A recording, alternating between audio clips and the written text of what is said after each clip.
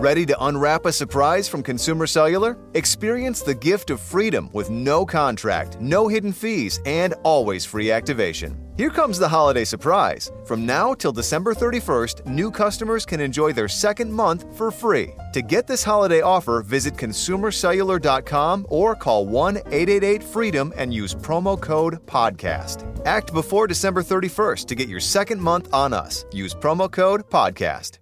I want to thank our sponsors, Athletic Greens, who created AG1, one of the most innovative packets of supplements, including 75 high-quality vitamins, minerals, whole food source superfoods, probiotics, and adaptogens to help you start your day right. These ingredients support your gut health, your nervous system, your immune system, your energy, recovery, focus, and aging. I personally started using Athletic Greens and love the way I feel in the morning after I drink it. And I no longer have energy crashes throughout the day. And the best part is that it's delicious. The founder of Athletic Greens created AG1 because he experienced a ton of gut health and ended up on a complicated and expensive supplement routine to recover. Right now, it's time to reclaim your health and arm your immune system with convenient daily nutrition.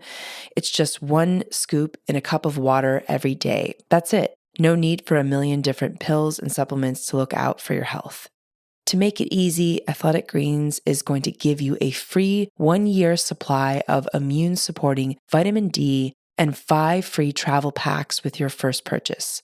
All you have to do is visit athleticgreens.com/Yasmin. Again, that is athleticgreens.com/Yasmin, YASMEEN, to take ownership over your health and pick up the ultimate daily nutritional insurance. Hi, my name is Yasmin Tarehi, and this is Gateways to Awakening, where we host one-on-one conversations with leading experts in wellness, well-being, and spirituality. On today's episode, we'll be speaking with Mark Nepo, a poet and spiritual advisor who has taught in the fields of poetry and spirituality for over 40 years. And with over 1 million copies sold, Mark has actually moved and inspired so many readers and seekers all over the world with his #1 New York Times bestseller, The Book of Awakening. And just for good measure, I actually opened up The Book of Awakening today and found this incredible quote from Antonio Machado, which really spoke to me. It's been my quote that I've used for a very long time. It was something to the effect of, traveler, there is no path. You make the path by walking.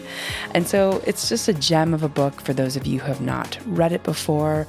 And his 23rd book, which is Surviving Storms, Finding the Strength to Meet Adversity, is available soon. So check that out wherever books are sold. All right, welcome to the show, Mark. No, thank you. It's great to be with you. So, Mark, just to kick it off, what does it mean to be fully alive to you? Well, that's a wonderful opening question. We could spend forever talking about that. I would say that for me, it is being wholehearted, holding nothing back, and giving my all to whatever's before me, which involves being kind and useful. And so let me also then say that the journey of being human is that we can never do that all the time, though I'm committed to it all the time. But being human, medieval monks, when asked how they practiced their faith, said by falling down and getting up. And I understand that. That makes a lot of sense to me. So, I can be clear with you and then we'll get off this call and I'll be confused, or I can be sensitive and then be awkward, or I can feel peaceful and then be afraid. So I feel like the journey of being human is always a process of returning to being clear when confused, to being safe when being afraid, to finding our way together, though I'm committed to being as fully here as possible. That's so beautiful. And so, Mark, just to give us an example, like when you do feel different types of feelings and emotions, how do you kind of move from that? Well, so one of the things is that I think we're always asked to lean in. By that, I mean again, being present and giving our full being attention. So when I'm afraid, fear and pain and anxiety and the difficult things in life always say hello by pushing us back, and then we in surprise tighten. That's just a very human reflex. Well, when I tighten, when I get small, when I um, am pushed back, that's when I need to lean in. That's when I need to open when I'm closed. I need to listen when I'm stubborn. So, when I get afraid, I have to breathe and lean forward, lean right back in. When I was young, I have a dear friend who's visiting me tomorrow from Florida. And when we were young, we've known each other our whole lives. And he was a rock climber and, with ropes and pitons. And I'm not a rock climber, but I just wanted to experience it once in a simple way, not too difficult. And so he took me out. We were in our 20s, and so my God, I'm 71, so that's like 50 years ago. So we were out, and he roped me in, and he climbed this very easy wall about 30, 40 feet, and I was behind him, and he said to me, just you have to keep going even if you fall. So of course I did fall, and the rope grabbed me, and I'm hanging there, and I kind of skinned up my knees and my arms, but there was no place to go but over where I fell. And that has stayed with me all these years. That's what I mean about leaning back in, is when we fall, we have to get up and go almost always right back into where we fell and what happened to us. And, and oh, go ahead. Oh, no, go ahead. Well, I was going to share a story also as well, which is an ancient Hindu teaching story. I love these anonymous ancient stories, hundreds of years old. And this is about fear and pain and how they say hello, and how we're all challenged to lean in, and what does that mean. So there's a master and an apprentice always. And so in this story, the truth is he's really annoyed by the apprentice, because the apprentice, all he does is complain, complain, complain. So the master says to the apprentice, I want you to get a handful of salt, put it in a glass of water, and bring it to me quietly. So the apprentice does it, and the master says, drink. So he drinks from the glass and he spits it out. Master says, what's the matter? And he says, oh, it's bitter. So the master says, okay, I want you to get the same exact amount of salt, put it in your cupped hands, and follow me quietly. So he does. He leads this. The apprentice has the salt in his hands, and the master leads him to a lake, and he says, "Okay, put the salt in the lake," which he does. He says, "Now drink." So he kneels down, the apprentice, and he scoops up some water, and it dribbles down his chin. And the master says, "Well," and he says, "Oh, it's fresh." And the master looks at the apprentice and he says, "Stop being a glass, become a lake." Wow. Stop being a glass, become a lake. And why I turned to that story and what we just opened with is because everyone gets, and this is wonderful, it's so anonymous and ancient, everyone gets their handful of salt. Everyone who's ever lived. That's pain and fear. Sometimes it comes in clumps, sometimes it's a grain at a time, but no one is exempt. And when so we can't eliminate pain and fear, but we can right size it. And how do we do that? Well, the story tells us by enlarging our sense of things. So when we are met by fear and pain, we might say, oh, hear that story and go, oh, well, it's not good to be a glass. I won't do it. Well, sure. Yes, you will. And I will too, because we're human. But what we can do is when pain and fear say hello, we tighten up. We become a glass. That's natural. But we don't have to stay that way. So the question becomes, what's in your toolbox so that when you're met with fear and pain, you can enlarge your sense of things and right size it. So that's leaning back in. That's, what do you do? Do you listen to a piece of music that opens your heart? Do you read something that touches you that you think is sacred? Do you call up a dear friend? Do you go for a walk in nature? What are the things available to you? And if we don't do that, well, then what the story tells us is if we stay small, we'll also get bitter. Oh, wow. I love that so much. And so, Mark, I'd like to talk about your journey in becoming the lake. And in your 30s, you were diagnosed with this rare form of lymphoma. Can you talk to us about your journey and especially your journey of recovery and how did you kind of move through that? Well, sure. So, and that was a big part of my enlarging my sense of things. So, just to set kind of who I was back then. And, I've always been kind of heart centered, but I was back in my early 30s, I was more of a driven young artist. And even though I was heart centered, I was more in my head than in my heart. And all of a sudden, I was just beginning to teach at Albany University. And, and there I was. All of a sudden, I was, with a rare form of lymphoma.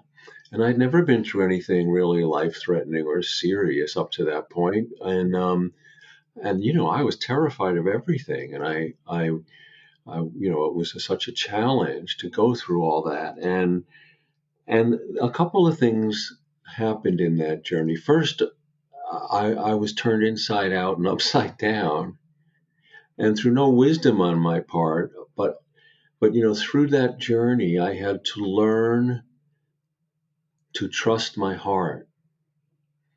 I had to learn uh, how to be more deeply authentic, because that was the only way I was going to get through it. And so one of the things that happened during that journey, which was the heat of it was a 3-year journey in which I almost died and had very difficult treatment, had surgeries and had chemo that almost killed me. And but one of the things that happened is my heart, everything dropped further down from my head into my heart. And from that, being blessed to still be here on the other side, ever since, my mind has served my heart and not the other way around. The other thing that was really, really changed all of the course of my work and inquiry and teaching and learning was that, I'm Jewish and I was raised Jewish and I have a deep tie to the Jewish heritage. But during that time, I was blessed to have people of all traditions, formal and informal, including even, atheists and scientists and people of different indigenous paths, offer me some kind of blessing, some kind of help that once I made it to the other side, I was not, and all these years later, am still not wise enough to know what worked and what didn't. And so I feel like I was challenged to believe in everything. And ever since then, I've been a student of all paths. And all my work, all my books, all my teachings, all the ways in which I stay in conversation with others is all about kind of affirming what I feel is the common center of all paths while lifting the unique gifts of each. And so that's really changed everything. What about the book of Awakening? What inspired you to write the book, and how did you decide which kind of nuggets of wisdom should exist in this book? Well, that was, I also in my life, on the other side of that cancer journey, I was in my mid 30s, maybe 33, 34. And I really was looking for a way to give back, a way to provide something that might be helpful. And I had then and still now, I have a lot of people in my life. I'm not an alcoholic or an addict, but I have a lot of people in my life who are in program, who are either children of addicts or alcoholics, or my dearest oldest friend is like 40 years in recovery as an alcoholic, who helped save my life back then. We helped save each other's lives. And so I had discovered, in that world back then. I mean, the big book was one of Melody Beattie's books on codependence and on addiction, and it was a day book. And so I started to see other day books, and in that world, those books are used. I mean, they're beat up, their pages are turned, torn, written on, they're in bathrooms and cars and, everywhere. And so I started to see that, like, wow, here's a form where maybe I could fill this form and create a book that would have small doses of what matter. And so then the way I've started to go about it, because you think, or I thought back then that, well, it's a day book, so like each entry isn't that big, right? But there's 365 of them, so it's huge. So I started, and the way I started was I was teaching at Albany University, and as a teacher, I had all kinds of folders with quotes from literature and different traditions. And I also I had a list of all these kind of quotes, and I had a list of all these, a separate little kind of bucket, if you will, of stories and metaphors and questions to pursue. And so I just started to kind of like, I'd grab a pair and then I'd kind of be with it. And then I'd start, I'd work on, they'd kind of come in batches, 4 or 5 at a time. And so then slowly I wound up drafting the entire book. And then I went back and did, because each one has a meditation or a reflection or an invitation to actually kind of somehow actualize what's brought up. Then I went back and did all of those. And then I went back and said, if this is a journey, my wife Susan and I were just starting out together back then, and she bought me one of these large erasable year calendars. And I was living in an apartment in Albany, New York at the time, and we tacked it up on the wall. And then it took me, I just like looked at these and I just started placing them across the year. Like, you can certainly open the book and look at it anywhere, but if you were to read it a day at a time, what kind of journey would it offer? And so I started like piecing the puzzle back together. So that took about 3 years to put the whole thing together. Wow, so powerful. I love that. And I love the process of just the collection of quotes and stories and metaphors and questions to pursue, and how that all came together. And it's interesting. I think when you put together such a big body of work, it's the small kind of moments as a writer, right? That really, I think maybe you probably are not aware of where it's going at the time. So I love that so much. And I agree. The day books are so powerful for just these short, accessible moments and stories for us to connect with ourselves. And yeah, I really appreciate that book. And I'd love to talk a little bit about your new book, Surviving Storms, which feels very appropriate with the time that we've been in the post-pandemic world now, or I guess coming out of the pandemic. It feels like it's over, but also not over. Why did you write your book, Surviving Storms?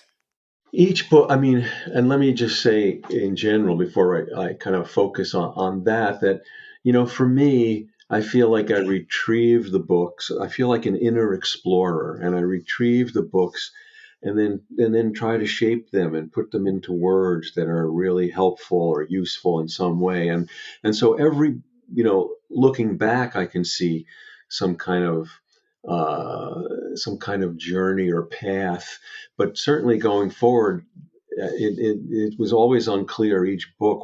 I just followed I write about what I need to learn. And the book is just a trail of that inquiry. And one of the reasons I'm prolific is that I've learned to get out of the way, because writing at its depth is really listening and taking notes. And because I write about what I don't know, there's a lot I don't know. And if I'd only written about what I know, I would have written very little. And so, in that context of this book about surviving storms, I found myself teaching, and this bridged from before the pandemic into the beginning of the pandemic. And I found myself really exploring and teaching about storms and about how and the metaphor that's kind of central to the whole book is one of the redwood trees out in California, which I think you probably know very well. Um, and my God, they're enormous. I mean, some are like 1,000 years old, and they're hundreds of feet high, and they can be 20, 30 feet in diameter. And even with climate change, I doubt if a redwood could be uprooted. It might be damaged in a storm, but not uprooted. And why? Because the roots are strong, the trunks are wide, and actually in redwood forests, the roots are connected, they're interrelated. And so the metaphor is that this is why we need each other and why we need a spiritual practice, however you define it, so that our roots are strong, connected, and our trunks are wide so we can endure the storms of our time. And so, what I've tried to do with the book, because I think also in our modern world, globally, we're in a really difficult space. There's a lot of stridency, a lot of antagonism, a lot of not listening, a lot of shouting, a lot of violence. And I do believe in the human journey and in the human heart and in kindness. And I think every generation has had its turn, and this is ours. Will we choose love over fear? Will we listen over shouting? Will we heal each other instead of wound each other? And so what I try to do in the first part of the book, and I don't have any answers. I'm just sharing my guesses at things. But the first part of the book, I try to make my own kind of diagnosis as how did we get here this time? What and we can talk about that if you like. What are the different fault lines? What are the different things that have happened in the last actually couple of hundred years that have created this perfect storm of culture where we're not hearing each other, we're not seeing each other. And then the rest of the book draws on all the traditions and all the tools that are still available to us. They're not abstract, that are available to us to help us heal this time and to survive the storms of our time. So I'll just share one other thing and then stop there. But because it connects my cancer journey to the pandemic. And I know that other people who've gone through life-threatening things have felt it. I have felt this too. I was surprised in the beginning of the pandemic how my journey was coming back to me in a lot of like memories and felt ways. And one in particular was the day I was diagnosed. I went to a doctor, and in that appointment, he told me I had a rare form of lymphoma, and I was scared. And I said, "Well, you got to have the wrong folder. Can you double check? Isn't it somebody else?" And of course, it was me. But the door I had come through to keep that appointment that day when I left was gone. There was no way back to life before that appointment as I knew it. And I think that the pandemic has done that for humanity. The old world is gone. In fact, that's the title of the first chapter of the new book. And though we resist it and we're angry about it or we want to deny it, the old world is gone. And the only way forward is to love each other forward. Wow. I love that. It's a beautiful analogy. And I completely agree. I think in many ways, people have all changed so much during the pandemic and after the pandemic. And I think it's just noticeable in groups. I sort of notice the subtle changes that I see a couple years ago versus this year. So Oh, wow. It must be also just incredible to go through that journey of being diagnosed with a rare form of lymphoma and then healing from it and then going on to live such an incredible life. Can you talk to us about like what inspires you? Oh, sure. I mean, I think it's very simple. It's the recurring wonder of how rare it is to be here at all. As a young artist, and all artists and writers are taught this. We're kind of taught to, and I remember being taught this, to be on the look for good material. Things worth writing about. Oh, there's a good story. Oh, that's a good idea.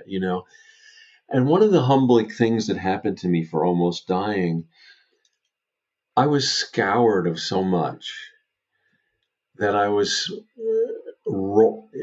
here in a raw state on the other side, and I was given the lens of the miraculous. That is, the ability to, when I'm awake and when I'm leaning in and when I'm present, to see the extraordinary in the ordinary. So everything is worth writing about.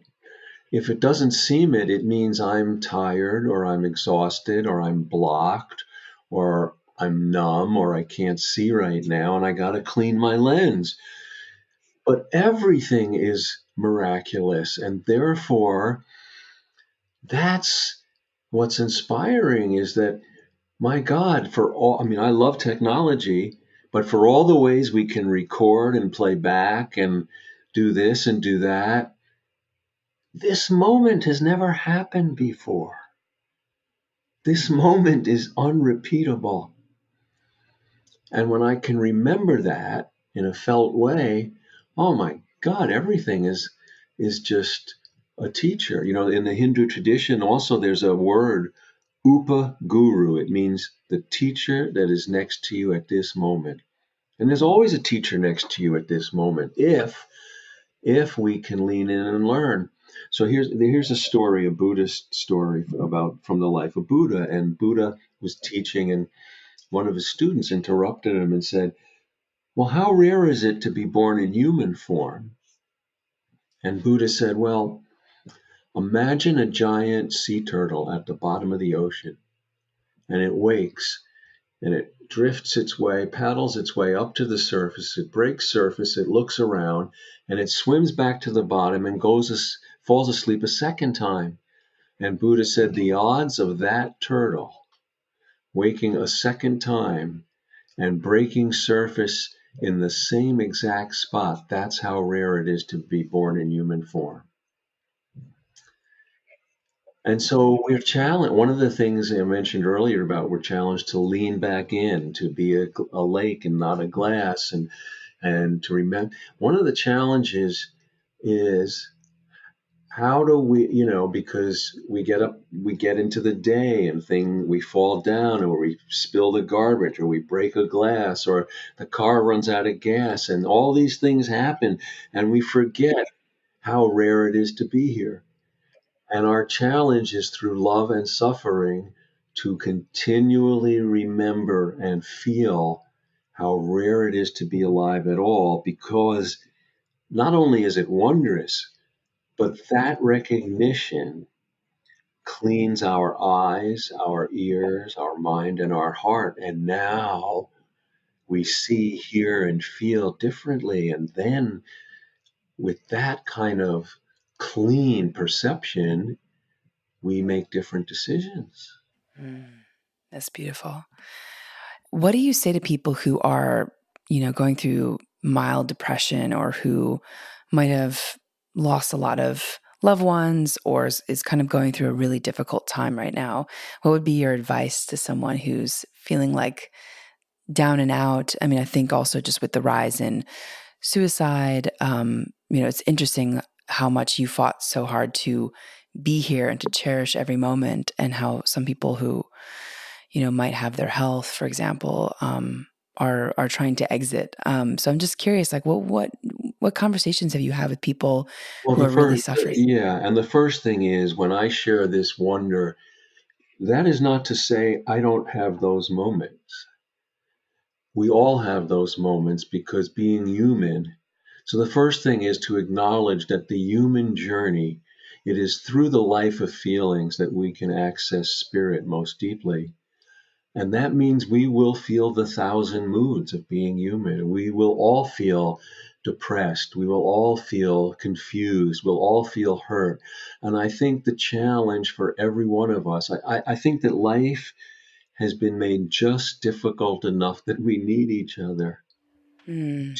to ensure the journey of love. And so the first thing is compassion and not judgment.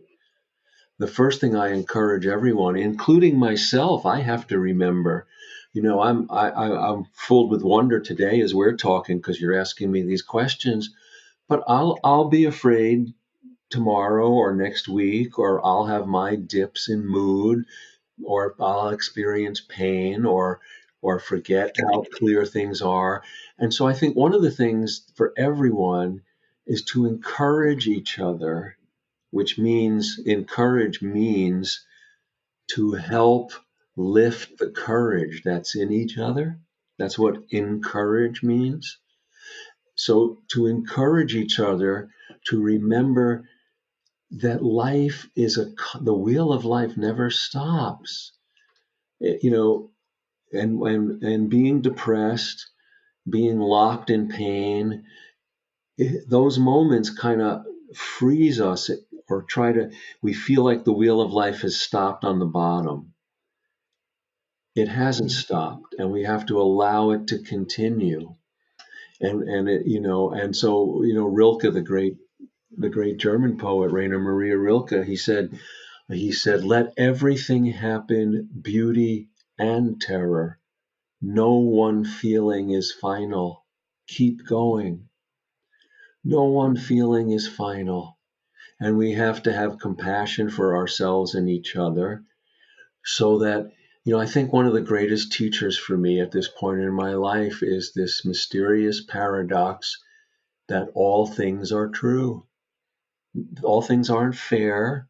All things aren't just, but all things are true. So when I'm depressed, and I try to understand it this way.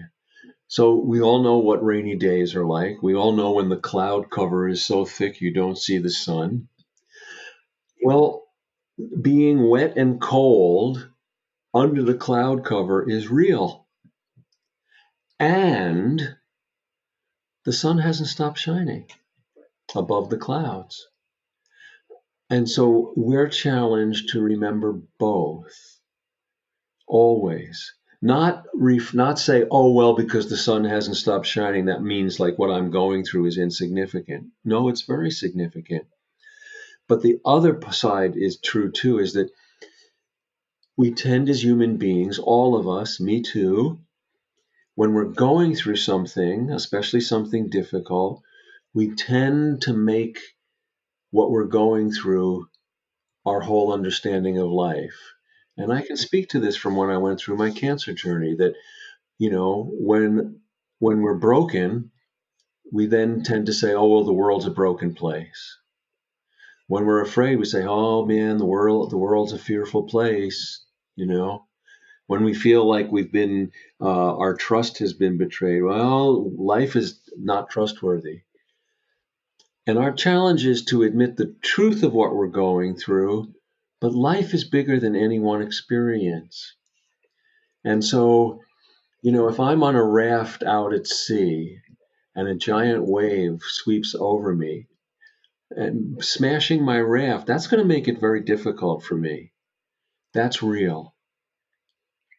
That also does not minimize the majesty of the sea. Both things are true. So, when I was going through my cancer journey, I had a very difficult, profound moment. I was 3 weeks after I had a rib removed from my back. I had my first chemo treatment in New York City, and it was horribly botched.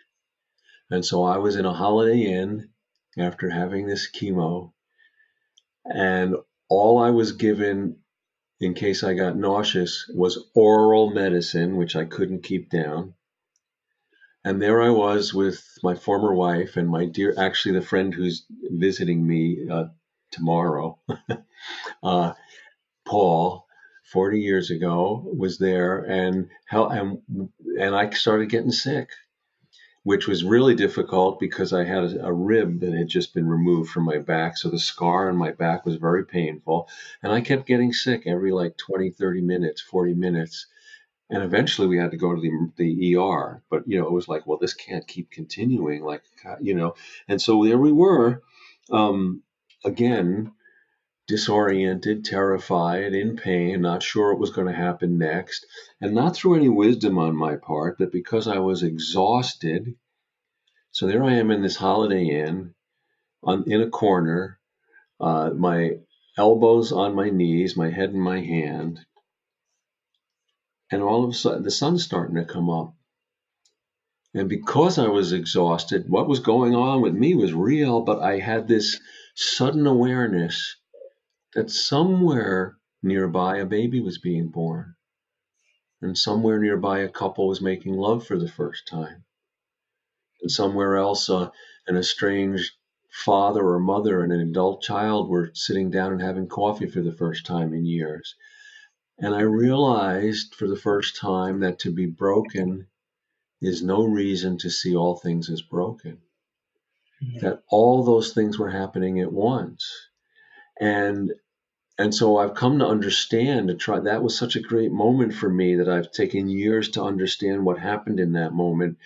And I think one of the things that happened is I realize now that, when I am in pain, I need the company of those who know what it's like to be in pain. But I need unbroken life to heal. When I am afraid, I need the company of those who know what it's like to be afraid. But I need the peaceful wholeness of life to heal. And so while it's understandable that I would try to make all of life what I'm going through, I actually need life, the diversity of life to heal. And so when we're depressed or when we're in pain or when we're in despair, for the moment it clouds everything. And our challenge is, if we can't do it, reach out to another to say, remind me that it's more than this. Remind me that it won't stay this way. One of the, in the Buddhist tradition, of course, one of the great lessons is the lesson of impermanence, which we all take, oh, we're all going to die sometime, But impermanence within a life means nothing stays the same, including our pain and despair and depression. Everything will keep changing. And if I can't kind of hold on to that alone, then I need to reach out to you. And do you feel that people are equipped to handle the suffering of others? Because I've, had a couple guests on the show talk about this, that a lot of times, we look to our community for help and support, and it feels, anecdotally, I could just share that this is what people have shared with me, that people often don't feel that their communities can hold their kind of sadness and depression, which is difficult, right? So, Well, yeah. So this is very, very, I feel very important. It is through Valerie Carr, Kaur. I don't know if you know her work. She's a young, probably maybe she's of your generation, I think. I'm not sure what. I know you're younger than me, and she's a marvelous young old soul. So actually, I'd encourage you to interview her too if you get a chance. And in her first book, which she's written now, she has a wonderful line in there, a sentence that I love. That she says, you don't need to know people to grieve with them. You grieve with them to know them. And I think that the challenge of the human journey, and we live in a modern world, it's always been this way, but it's accentuated. That that people don't show up for other people because they're afraid. And it's showing up for each other that allows us to form bonds that will last a lifetime. The friend who's coming tomorrow, who I've known for 40 years, when I was in that Holiday Inn throwing up, he was holding me over that toilet. He was afraid, but he didn't go anywhere. And because he said he was afraid, but he didn't go anywhere, we became like brothers. And now last year, he lost his wife suddenly. She died of a heart attack, and he's been devastated. And I want to be there, and I am there for him because he was so there for me.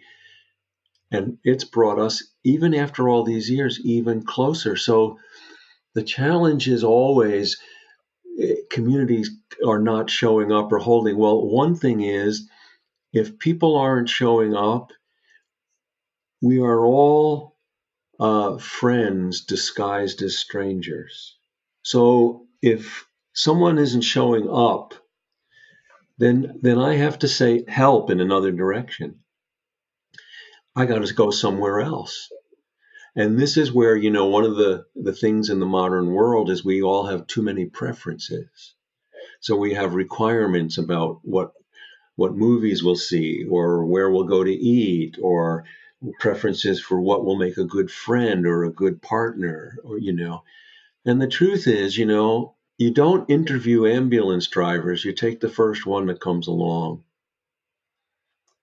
And so if you're lonely, or the people who you thought would be there for you are not there, you go out and say help. And you find that whoever shows up is your friend. And this is another challenge for all of us because in the modern world, we are in such bubbles. We are so insulated, first by technology, and then secondly by the pandemic made it worse, that we got to take risks to break out and say hello and say, hi, who are you? I'm hurting. Are you? Oh, yeah, me too. So, okay, we can help each other. So Mark, can we talk a little bit about maybe some of your favorite poetry that you have created or perhaps have been inspired by? Maybe you could share with us like one piece of poetry or a quote that really resonated with you and why. Oh, sure, sure. So let me share a poem of mine. And I feel like the poems, for me, the poems that come to me are teachers. I don't, I'd say at least half the time or more, I feel them. I feel how true they are, but I have to live with them to understand what they mean. I don't always know what they mean. Um, so one poem here. This is a very short poem of mine that has been a great teacher for me, and then I'll share a quote from another poet that's been a teacher for me too. But it's just one stanza, and it goes like this: the mystery is that whoever shows up when we dare to give has exactly what we need hidden in their trouble. The mystery is that whoever shows up when we dare to give has exactly what we need hidden in their trouble.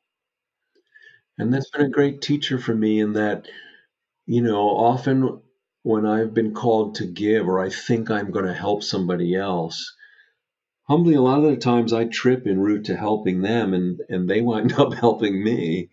Or in their trouble is a lesson that's been waiting for me. It's not just one way.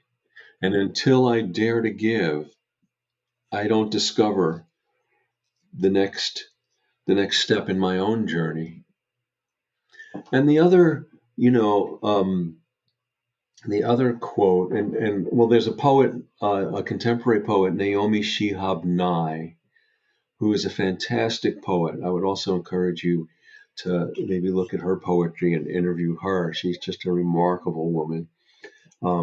and she has a contemporary poem, legendary poem called Kindness. It's just beautiful. It's long. I can't recite it right here, rather like a page or two. But E. E. Cummings, maybe you've heard of E. E. Cummings, in the last century, he was a remarkable poet. And there's a couplet in a line of his that's been a great, I used to teach. He had these two lines. He said, I'd rather learn from one bird how to sing than teach 10,000 stars how not to dance. Isn't that wonderful? I'd rather learn from one bird how to sing than teach 10,000 stars how not to dance. And as you look at that, I use that in teaching, not about poetry, but about living, because as you look at that, it telescopes, and I'll take this out with you very quickly, it telescopes a guide about how to learn, because it says, I'd rather learn how to than teach how not to. I'd rather learn how to teach one than I'd rather learn, yes, how to teach one than to teach 10,000 not to. So it's all about saying yes to life rather than saying no to life. And I'd rather learn how to teach one bird than to teach 10,000 stars. Well, a bird is a living thing. Stars, as beautiful as they are inanimate. So it's all about saying yes to life and staying among the living and teaching how to rather than how not to. It's beautiful. Beautiful. I love that. Wow. Oh, Mark, thank you so much. And what has been something that has surprised you the most on your journey, looking back? Oh, the thing that has surprised me the most repeatedly is that heaven is right here. Is that, one of the humbling paradoxes is I literally am privileged to teach all over the world. And everywhere I go, when I get there, my job is to affirm that there's nowhere to go. That there is no there, there's only here. Certainly we travel vast distances to be together on the surface, but once we're together like this, like in this conversation, we open up the same eternal moment. So heaven is here when we can open our hearts and be here completely. And so there is no there, there's only here. And let me say this, that's one of the things that plagues, I think, a lot of our modern world. Even, there's this anachronism, this kind of saying, the FOMO, fear of missing out. Well, the menacing assumption is that life is other than where we are. But great love and great suffering remind us it's always right here.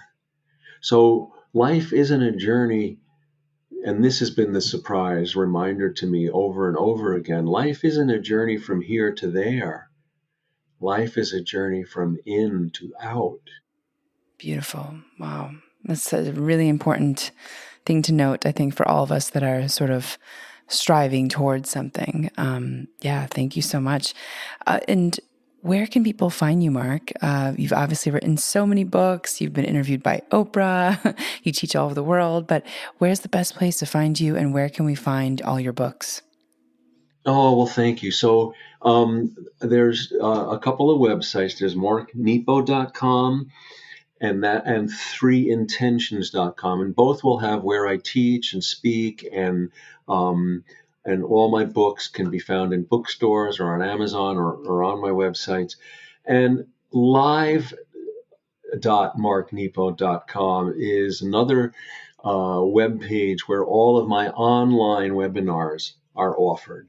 Amazing. And we'll leave the links into the show notes so that people can find it.